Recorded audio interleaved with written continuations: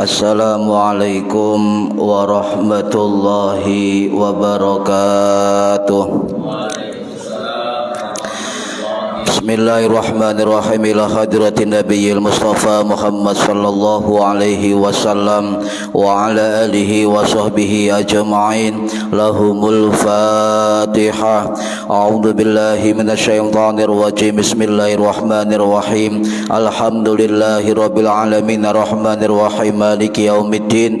Iyyaka na'budu wa iyyaka nasta'in. Ihdinas siratal mustaqim.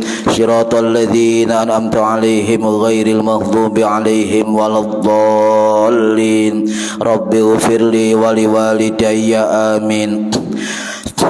Hadiyatan minna ila arwahi masyayikhina wa li muallimina wa li murabbi ruhina wa liman ajazana wa li mursyidina wa li ulama'ina wa li muassis wal masyayikh nahdlatul ulama ajma'in wa li awliya tis'ati wa li songo ajma'in, khususan ila ruhi sultanil awliya Syekh Abdul Qadir Al-Jilani radhiyallahu anhu, wa khususan ila ruhi musannif muallif kitab Al-Mabadi'ul Fiqhiyah Asy-Syaikh Umar bin Abdul Jabbar Al-Maqi Asy-Syafi'i rahimahullah, wa ila arwahi masyayikhina fil mahad Tebu Ireng Jombang ajma'in, wa ila arwahi masyayikhina fil mahad Darul Ulum Rejoso Peterongan Jombang ajma'in, wa jami'i usulihim wa furu'ihim wa azwajihim wa dzurriyyatihim wa ahli silsilatihim wa muridihim wa muhibbihim wa jam'iyatihim wal akhidina minhum radhiyallahu anhum, thumma ila abaina wa ummahatina wa jaddatina wa jaddatina, wa ila arwahi man fataha hadhil qaryah wa man aqamaha, wa li jami'il muslimina wal muslimat wal mu'minina wal mu'minat al ahya'i minhum wal anwat, khususan ila arwahi ahli kubur man hadara fi hadzal majlis ghafarahumullah wa bi barakati majelis ilmi. Mugi-mugi kita lan keluarga kita sedaya diparingi sehat wal afiat lahir batin, kathah lan barokah rizkine, selamat dunya akhirat, lan boten wonten alangan gangguan menapa-menapa biidnillahi wa ridallah. Syai'un lillahi lana wa lahumul Fatihah.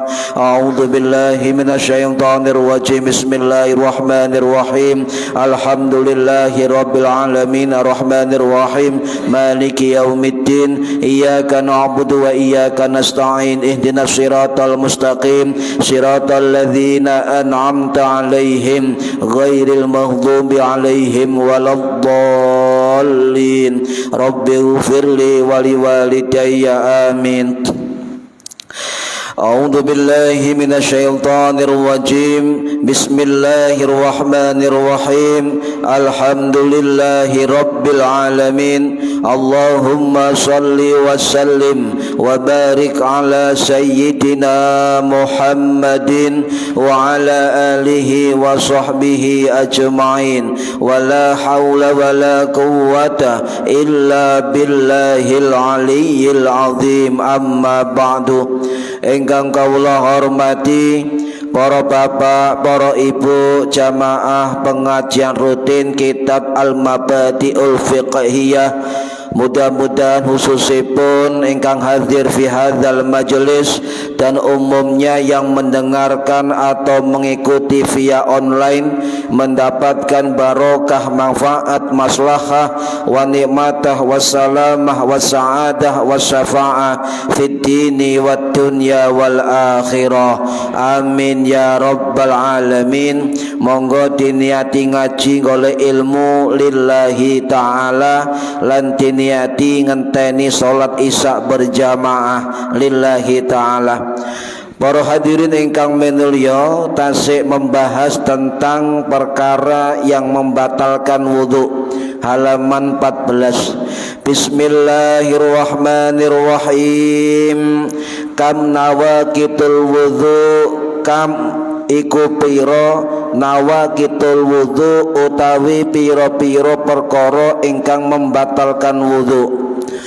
Nawaqitul wudhu'i utawi pira-pira perkara ingkang membatalkan wudhu iku khamsatun ana 5. Sekarang yang nomor 5, al khamisu utawi kang kaping 5 iku masu jempok napa demek nggih mendemek apa cara Indonesia napa menyentuh, memegang, menyentuh.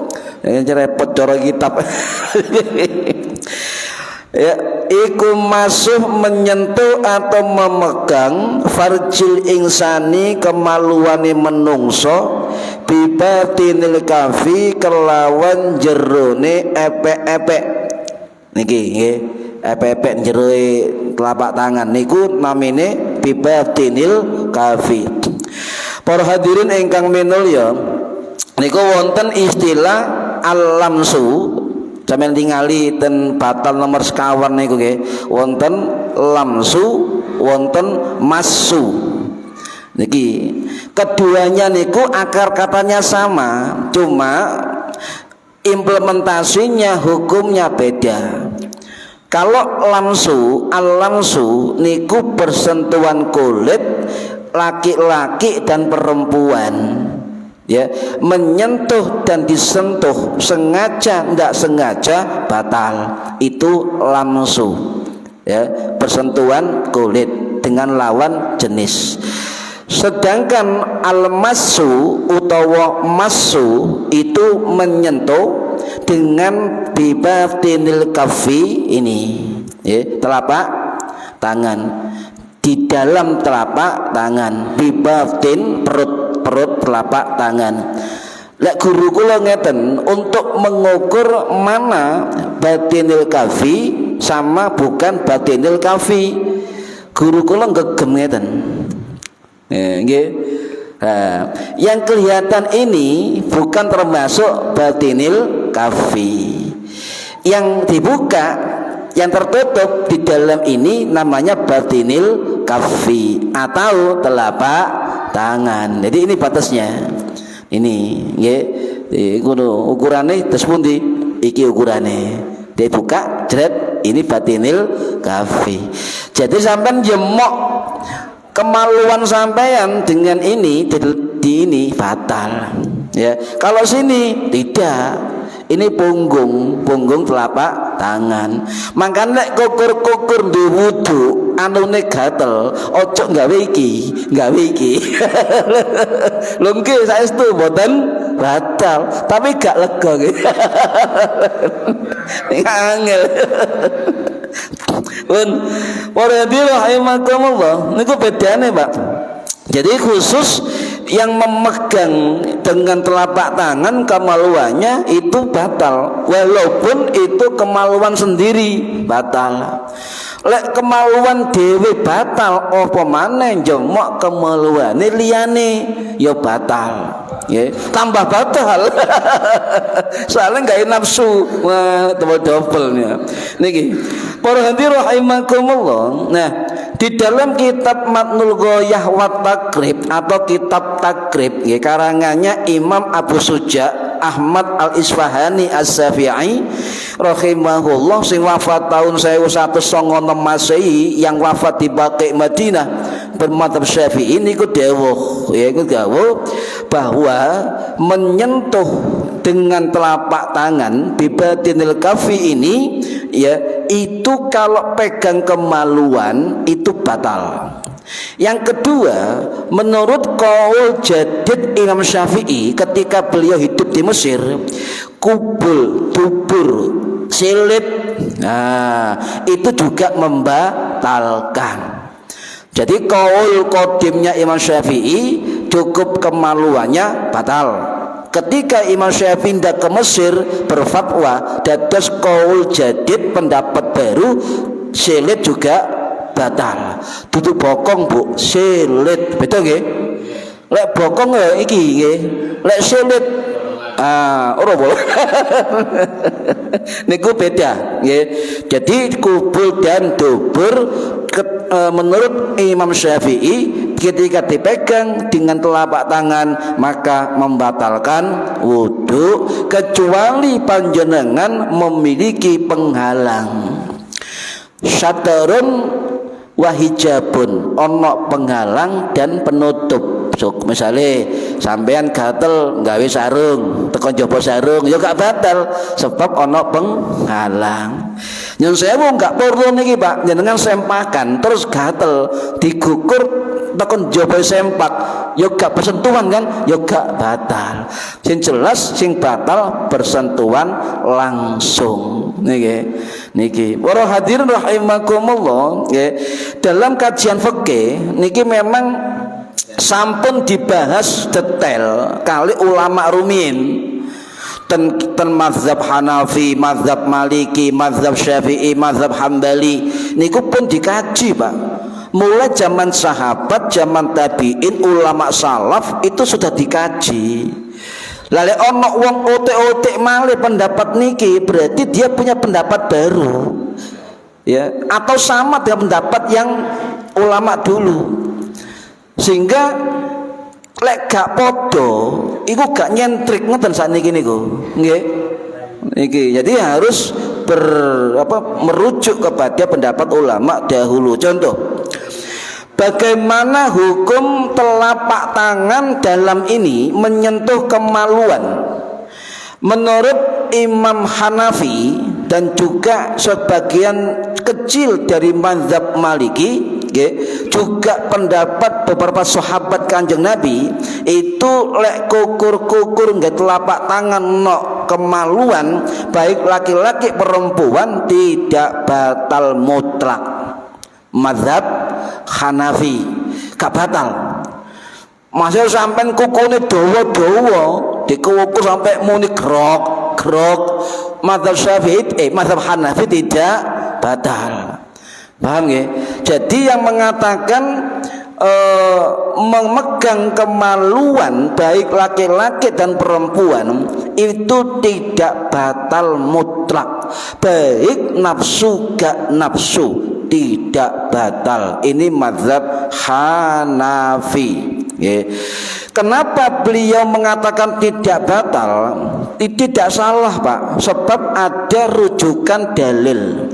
Selama pendapat ulama ada rujukan dalil dan itu bisa dipertanggungjawabkan di dalam istimbat al-haq al-hukmi, istimbatul hukmi, mengambil dalil untuk hukum, ono dalile tidak salah. Itu ijtihad. Lah dasarnya Imam Hanafi ngeten, wonten sahabat Kanjeng Nabi sing namine Talqun bin Ali radhiyallahu an, niki riwayat dari Imam Ahmad bin Hambal rahimahullah sing wafat tahun 855 Masehi di Baghdad. Niku Nabi dawuh ana cerita ngeten, beliau mengatakan saya melihat seorang sahabat menemui Kanjeng Nabi. Kemudian beliau bertanya, "Masistu zakari, saya menyentuh kemaluanku." Ngoten. "Alaihil wudu, apakah saya perlu wudu?" Ya. Kemudian Nabi menjawab, "Qala la innama huwa minka, tidak perlu wudu sebab itu bagian dari tubuhmu." Jadi tidak batal. Ini pendapat dari mazhab Hanafi ono dalile, nggih. Kemudian yang kedua, jumhur ulama. Ini dari kalangan ulama sebagian besar mazhab Maliki, mayoritas dari mazhab Syafi'i, juga dari mazhab Hambali, dan juga mayoritas sahabat Kanjeng Nabi, mayoritas ulama salaf itu mengatakan memegang kemaluan membatalkan mutlak. Kebalikan dari mazhab Hanafi, batal menyenengan, baik sengaja gak sengaja. Kadang-kadang lek gatel iku rata-rata gak sengaja dikukur. Nggih Bu nggih. Wong gatel gak janjian, Pak. Nggih. Ngoten langsung nggih apa maneh dia terlarang. Oh, tambah gatele nemen. Soalnya tertutup niku ongkep. Jadi gatele tambah nemen. Niku, Pak. Ini menurut jumhur ulama dan juga yang kita ikuti mazhab Syafi'i tidak batal secara mutlak, batal kecuali ada pembatas, ada alas, niku tidak batal. Niki jumhur ulama. Apa dalile?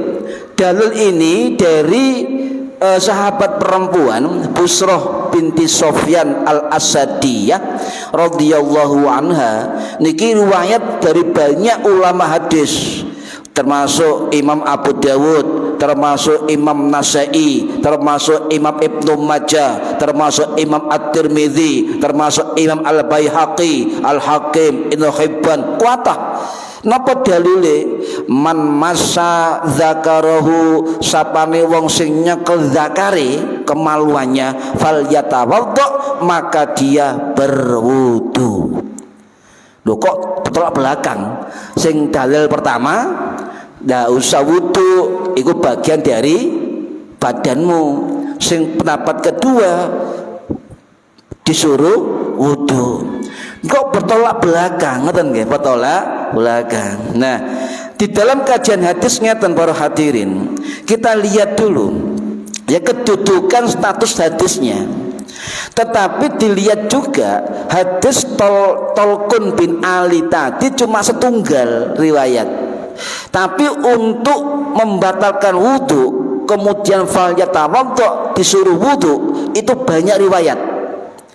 Termasuk tadi dari riwayat Busrah binti Sofyan al-Asadiyah, wonten juga riwayat dari Ummul Mukminin Ummu Habibah Ramlah binti Abi Sofyan. Niku nggih dawuh Kanjeng Nabi nggih, man massa farjahu falyatawaddo, sapane wong sing nyekel demek farjine maka berwudulah. Hampir sama nggih.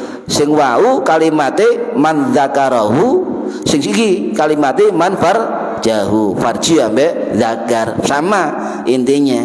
Dan ini banyak riwayat sahabat, tidak hanya riwayat Busrah binti Sofyan, tidak hanya Ummul Habibah, Abu Hurairah, Ibu Aisyah, Zaid bin Khalid, termasuk Jabir bin Abdullah dan lain sebagainya. Ini juga meriwayatkan walaupun dengan redaksi yang berbeda, belakangnya kalimat fal yatawaddo, maka berwudulah. Ini kan.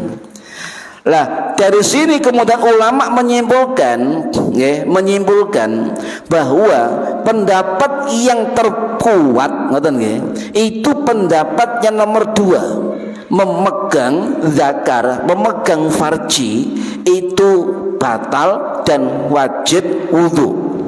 Ini pendapat yang paling kuat di dalam ulama fikih dan juga jumhur ulama salaf dan jumhur para sahabat Kanjeng Nabi. Niki. Ternyata dalil wau sing diriwayatkan Tolkun bin Ali menurut ulama hadis Imam Abu Zur'ah Ar-Razi sing wafat tahun 878 Masehi di Iran, dan adiknya Imam Abu Hatim Ar-Razi niku menyatakan hadis yang pertama itu ada illat, ada cacat, ya, ada cacat di dalamnya. Dan juga menurut Imam Ibnu Hatim Ar-Razi, anaknya Abu Hatim Ar-Razi juga sama. Hadis tadi yang dipakai dalil pendapat yang pertama tidak batal, mengalami kelemahan, ya, dari segi hukum. Ya. Nah, Imam Abu Hatim Ar-Razi niki termasuk ulama besar mazhab Syafi'i, Pak, dari Iran. Niku mampu membelajari endi hadis sing rodok cacat, endi hadis sing cacat, endi riwayat sing terputus. Niku mampu melakukan beliau. Walaupun biyen gak ono Facebook, gak ono laptop. Iso belajar di hadis. Awak dhewe saiki kare buka tok laptop gak gelem sinau. Wah niki ya.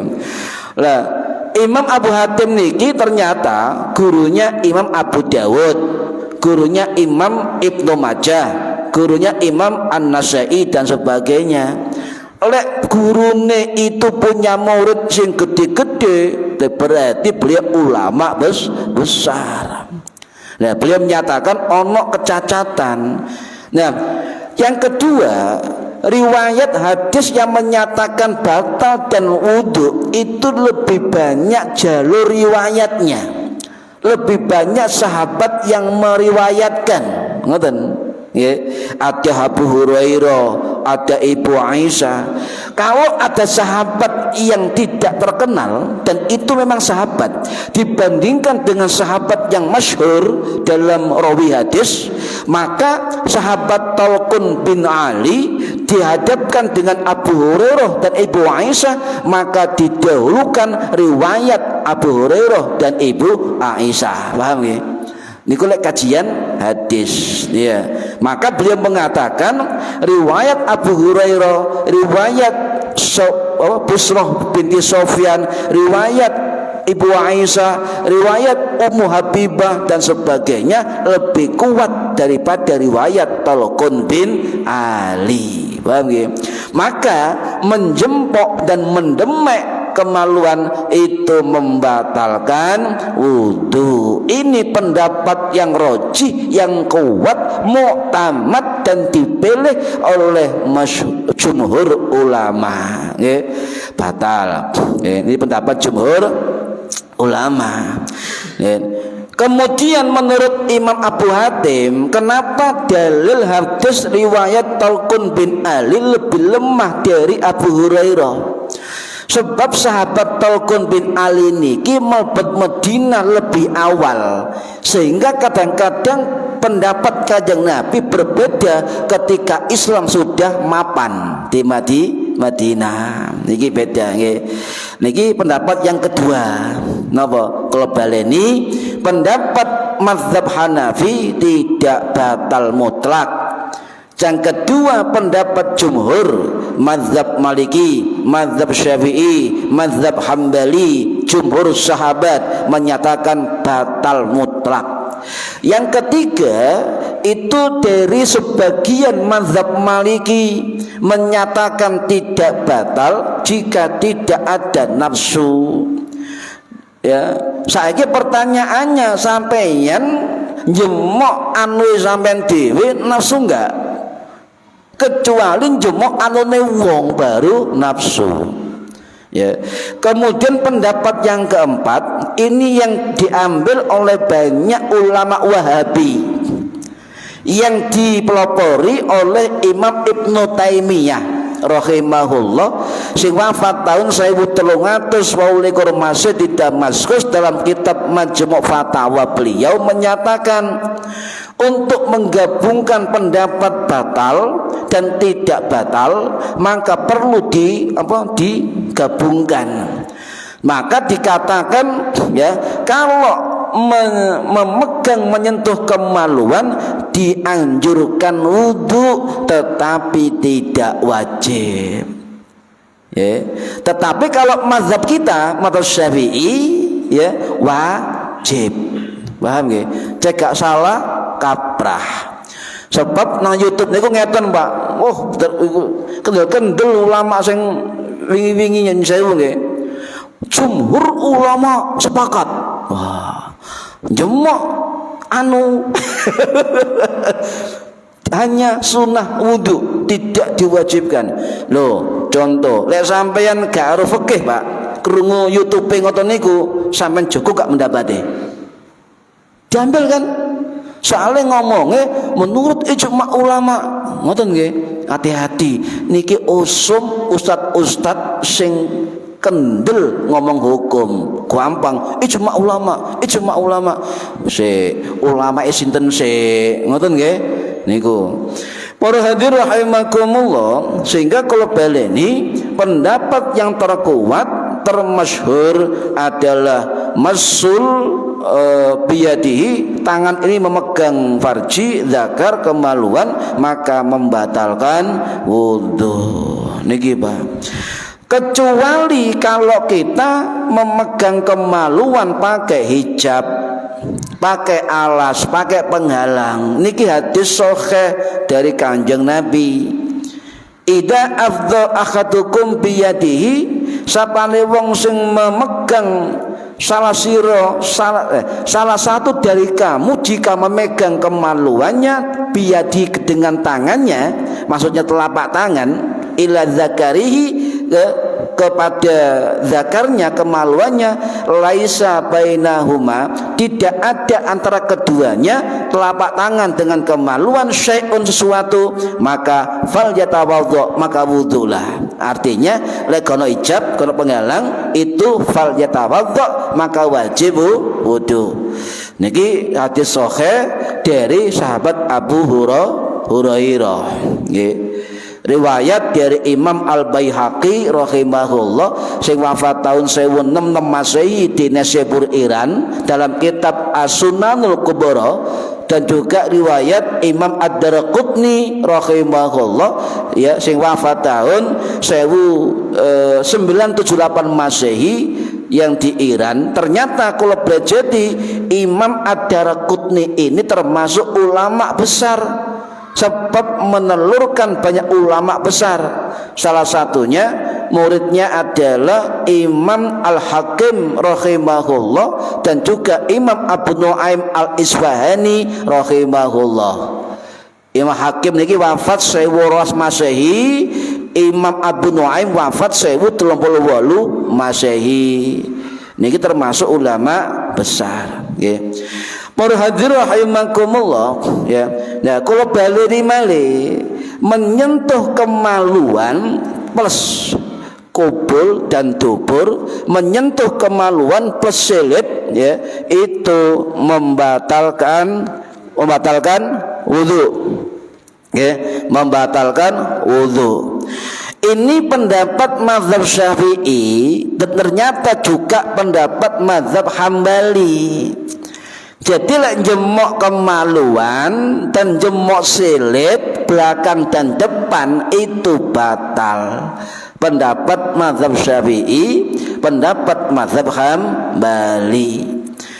Dan di dalam mazhab Syafi'i diterangkan jelas di dalam kitab Safinatun Najah karangannya Imam Salim bin Sumer Al-Hadrami rahimahullah sing wafat tahun 1884 Masehi di Jakarta. Dan juga wonten keterangan niki batal jemok silit dan kemaluan wonten ten kitab Matan Goyah Takrib karangannya Abu Suja Al-Isfahani yang wafat tahun 1196 Masehi di Baqi Madinah. Niki adalah kitab-kitab fikih dasar dari mazhab Syafi'i. Jadi walaupun jenengan ngukur-ngukur kemaluan tae dhewe tetap batal. Tidak boleh ngeyel. Iku lho tekku dhewe, tangan-tanganku dhewe, tetap batal. Nah Allah, kapanane kula niki krungu arek wingi ae kok ngaji arek wingi. Wis monggo lah terserah bu arek wingi arek emben sepenting ngaji. Ya. Ono ae wong ya Allah ya Allah. Pun para hadirin rahimakumullah, kalau menyentuh kemaluan sendiri batal, maka menyentuh milik orang lain juga batal. Jemok nyon sewu, jemok anune bojone juga batal. Niki mazhab Syafi'i dijelaskan kali Imam Nawawi detail Pak, dan kitab Al-Majmu' Syahrul Muhadzab. Beliau mengatakan ngeten, pokoknya telapak tangan ini di dalam ini ya, ketika menyentuh kemaluan sendiri, menyentuh kemaluan milik orang lain, menyentuh kemaluan orang yang masih hidup, menyentuh kemaluan orang sudah mati, menyentuh kemaluan orang dewasa menyentuh kemaluan anak kecil, beliau mengatakan batal. Batal. Niki dari Imam Nawawi. Umpama ana arek sunat terus kulite terpisah, nggih. Kulit niku lho Pak, helme terpisah sampai demok, maka menurut mazhab Syafi'i kulit kelamin walaupun sudah pisah dari kemaluannya ketika dipegang maka tetap batal. Mazhab Syafi'i, nggih. Niki Pak.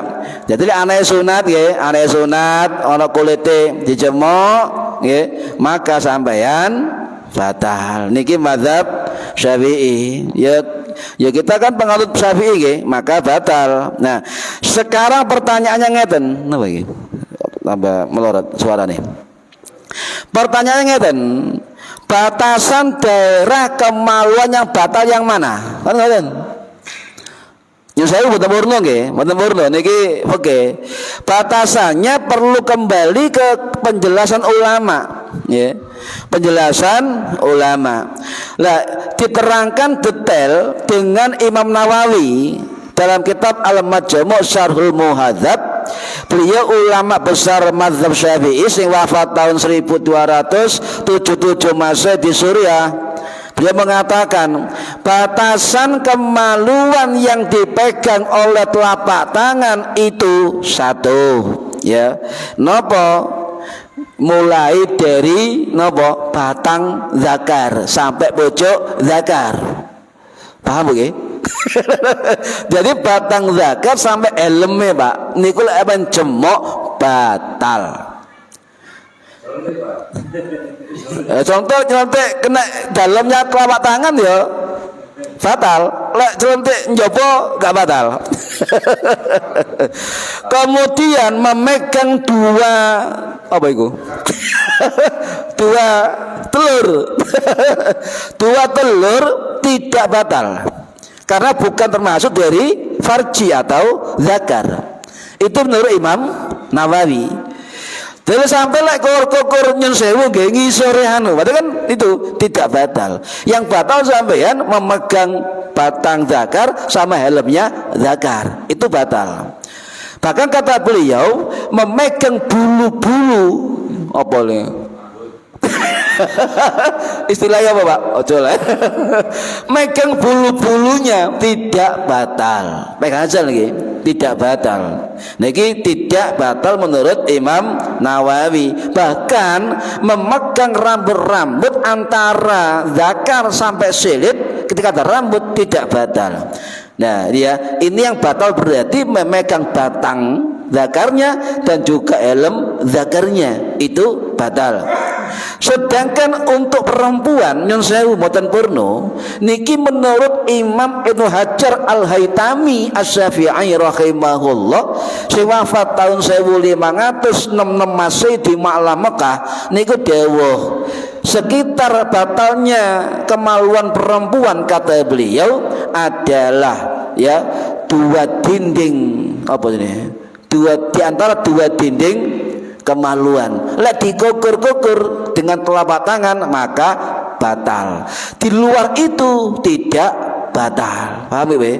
Niki menurut Imam Fikih. Ya, jadi kukur itu delok-delok wilayah itu loh. Ya.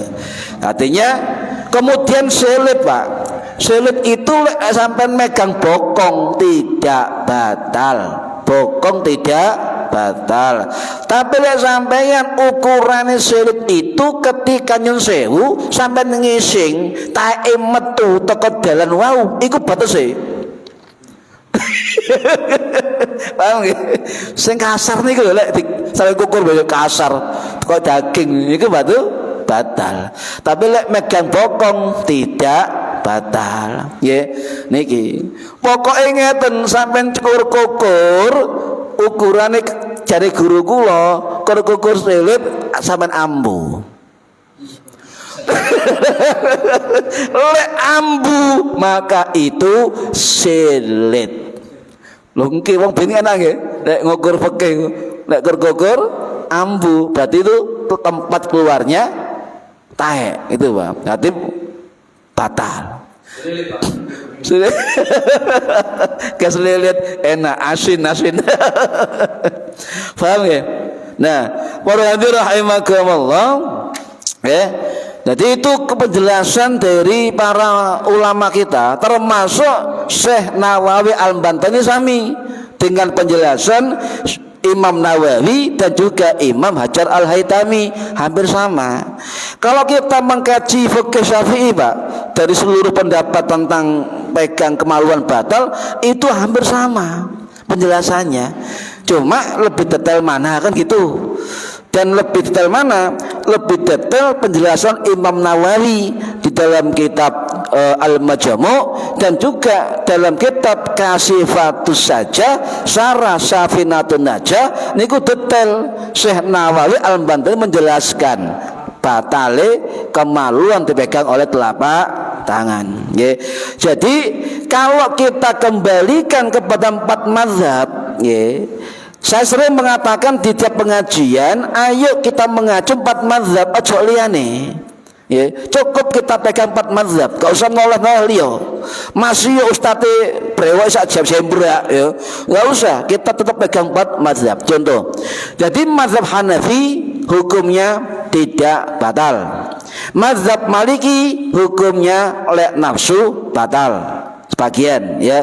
Mazhab Syafi'i nafsu gak nafsu langsung dengan telapak tangan batal. Ada penghalang tidak batal. Sengaja gak sengaja batal. Itu mazhab Syafi'i. Mazhab Hambali sama dengan mazhab Syafi'i. Kita kembali ke 4 mazhab. Berarti jumhur ulama mazhab yang menyatakan batal 3 mazhab, okay?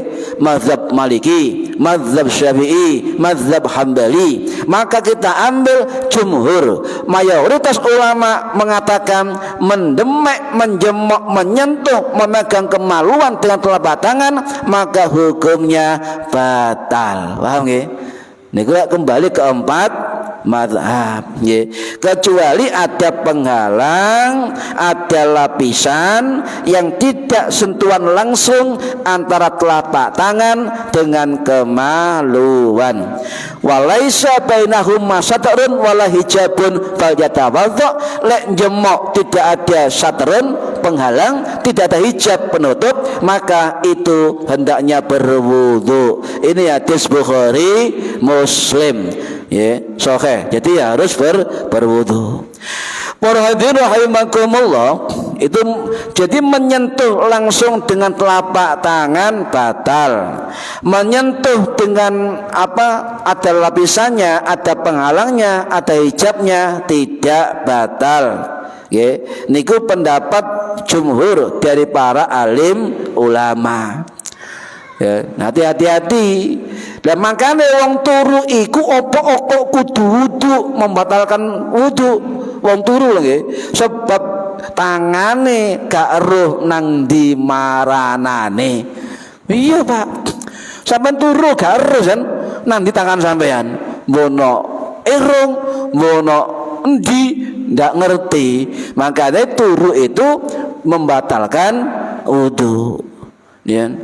Niki kecuali longgo ya ngeten ya. Longgo di atas bumi dengan tetap ya. Nah, kemudian ngeten, apakah memegang kemaluan hewan itu batal atau tidak kan ngeten? Sebab ana sing ndek kucing, senengane ndemek ande kucinge misale nggih diperseni. Ana duwe manuk. Ana ne manuk ya? Ana PT, PT diperseni. Bagaimana hukumnya? Batal tidak? Ya. Jumhur ulama ada 2 pendapat. Ono sing ngarani tidak batal, yang kedua ngarani batal. Cuma jumhur ulama ya termasuk pendapat imam kita Syafi'i tidak batal.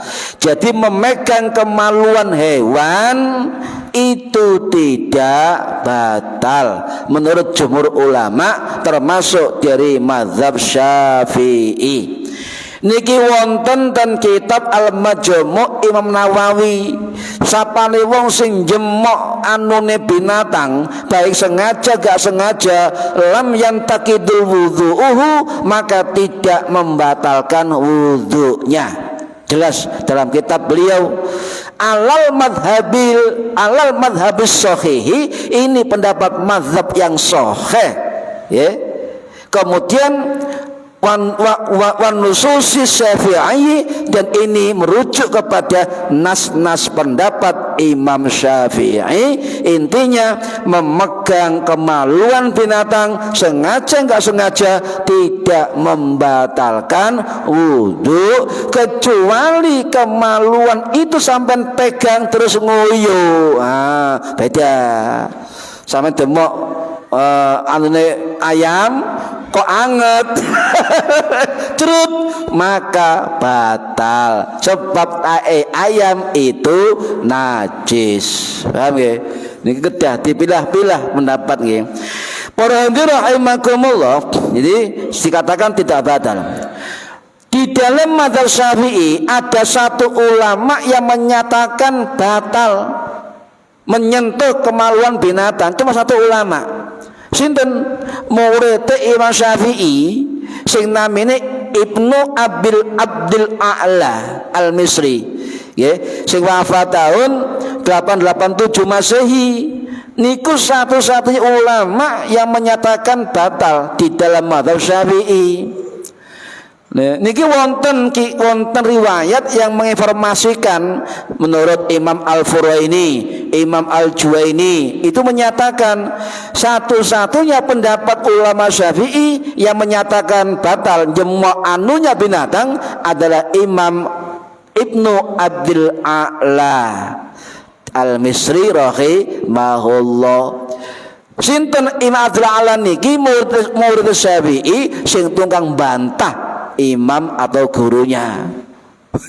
Imam Syafi'i ono murid bantahan, Pak. Wonten namanya Imam Ibnu Abdil A'la Al-Misri, nggih. Terus terakhir ngeten, sampai nek adus gede ya. Adus gede ketika mandi terus jemok mari niat nggih. Adzan. Mari niat adus gede biar ngersiki anune ambek selete. Oh jenenge selit kosok. Gimana? Nah, itu memang ada sebagian ulama mengatakan bukan pembatal mandi besar, tapi membatalkan wudhu. Ulama kita mengajarkan hindari ketika mandi besar di tempat kemaluan. Makanya Kanjeng Nabi dawuh, ini riwayat Ibu Aisyah, Bu. Kanjeng Nabi itu pernah mandi, saya ambilkan air, kemudian beliau sebelum mandi menggosok dan mencuci kemaluannya terlebih dahulu, wudhu dan sebagainya. Jadi ketika mandi beliau gak pegang-pegang anunya, cukup membersihkan anunya, sebab wis bersih sadurunge niat mandi. Mari atus gede jenengan kok jemok anune dengan sengaja, maka yang batal bukan mandi jinabatnya wis mari kan, maka sampai tidak punya suci maka berwudu setelah mandi. Bagaimana hukumnya mari mandi gede terus gak wudu? Boleh, sebab mandi itu bagian dari toharo, tidak apa-apa. Mari adus ya, sesuci mandi gede jinabat, terus dungone mandi gede, ulama mengatakan sama dengan bacaan doa setelah wudhu. Sami, Bu. Mari gede. Kemudian tidak batal mari adus gede, kemudian nggak wudhu, tidak apa-apa, tidak apa-apa, sebab sudah suci. Sapane wong sing adus gede menghilangkan hadas besar, maka otomatis juga menghilangkan hadas kecil. Paham ya? Lek hadas kecil wudhu tidak bisa membersihkan hadas besar. Niki tidak apa-apa, sudah cukup, sudah suci.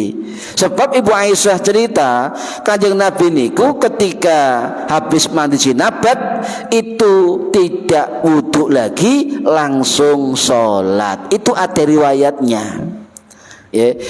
Tapi kalau jenengan misalnya habis mandi jinabat kemudian wudhu ya, maka niatnya bukan li raf'il hadas, leka batal. Contoh sampai mandi gede ya, kan suci, kemudian wudhu sampean, maka bukan li raf'il hadas, sampai tidak punya hadas.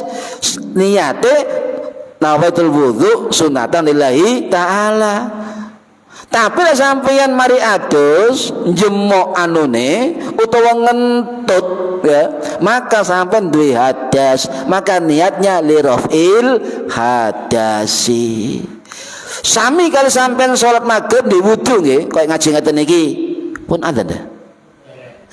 Wudu sampean ngaji nggih, maghrib wudu maghrib ngaji gak batal sampai isya. Ya, lah sampean kepingin memperbarui wudu, ndak apa-apa. Cuma niatnya bukan li raf'il hadas. Niatnya adalah nawaitul wudu'a sunatan lillahi ta'ala. Sebab jenengan tidak berhadas. Niku bedane nggih. Endi wudu sing sunnah, endi wudu syaratnya salat. Paham? Ini paham nih? Iki meneng ta? Jelas tak belas iki. Meneng. Beda nggih Bu niate. Loh, gak iso Pak. Wis biasa li raf'il hadasi. Syekh Nawawi sah membolehkan. Lah saiki sampeyan ngerti kudu bedakno. Endi salat teko hadas wudu, maka niatnya li raf'il hadasi. Tapi lek sunnah wudu memperbarui wudu gak batal wudu lagi, maka niatnya hanya sunnatan lillahi ta'ala. Paham ya? Ada dia? Ya, bon. Jadi kalau balik ini tegas nih kadang salah apa? Saya pernah ngaji di tempat lain salah kesimpulan. Contoh, tidak jelas. Selama jenengan masih punya wudhu, masih deh.